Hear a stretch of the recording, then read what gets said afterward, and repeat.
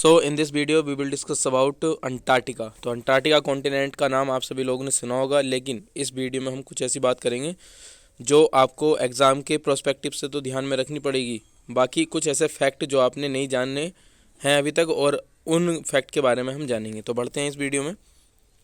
सबसे पहले आप देख सकते हैं कि जो अंटार्कटिका कॉन्टिनेंट है वो सदर्न पोल पर स्थित है। जो भी अर्थ है, अर्थ के साउथेस्ट पॉइंट जो है वो कहाँ पर है? अंटार्कटिका। नॉर्थ पोल और साउथ पोल है। नॉर्थ पोल पर नॉर्थ पोल एग्जिस्ट करता है और साउथ पोल पर अंटार्कटिका एग्जिस्ट करता है, जो कि अर्थ का 7 कॉन्टिनेंट में से 5th नंबर पर, जो लार्जेस्ट एरिया के हिसाब से 5th नंबर पर स्टैंड करता है, वो है अंटार्कटिका कॉन्टिनेंट। तो सबसे छोटा जो कॉन्टिनेंट है वो है ऑस्ट्रेलिया, जबकि जो 5th पोजीशन पे स्टैंड करता है वो करता है अंटार्कटिका। यहाँ पर लगभग 1.5 किलोमीटर से मोटी परत जमा होती है बर्फ़ की, और ये almost all over the year बर्फ़ से ही ढका रहता है। और यहाँ पर जो आपने मोस्ट पॉपुलर एनिमल्स देखा होगा वो देखे होंगे पेंगुइन। पेंगुइन नाम के यहाँ पर ये मिलते हैं, वर्ड्स यहाँ पर देखने को मिलते हैं। तो आगे चलते हैं। सबसे पहले मन में यही आता है कि अंटार्कटिका एग्जिस्ट कहाँ पर करता है।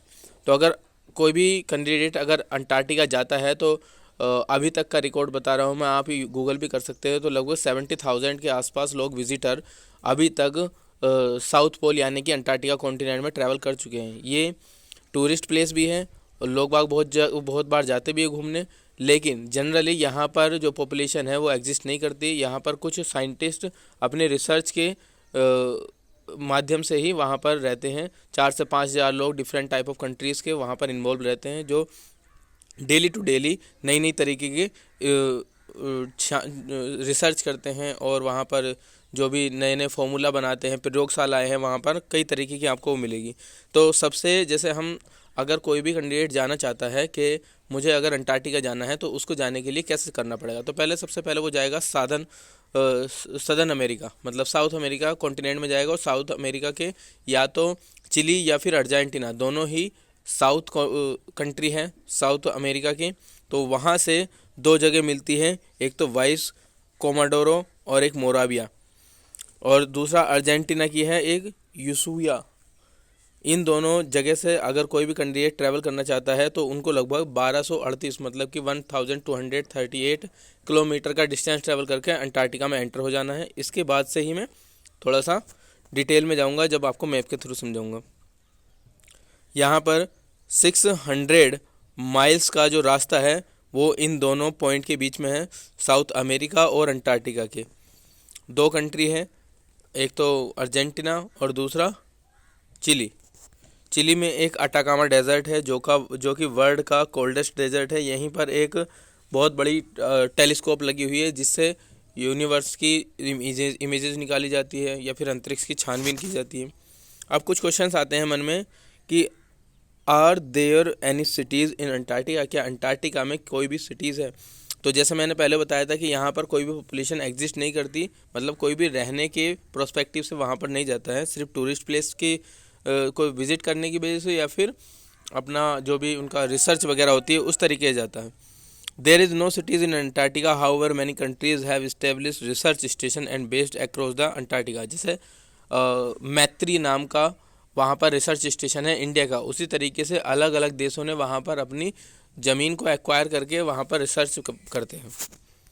तो वहाँ पर कोई भी सिटी या कोई भी पॉपुलेशन परमानेंटली इस्टेब्लिश नहीं है। Are you allow in Antarctica, क्या अंटार्कटिका में कोई जा सकता है?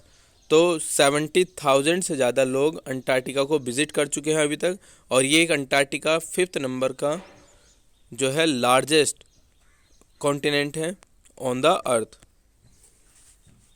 नेक्स्ट क्वेश्चन अगर आपके मन में आता है तो नेक्स्ट क्वेश्चन मन में आएगा कि are there people living in Antarctica, क्या अंटार्कटिका में लोग रहते हैं?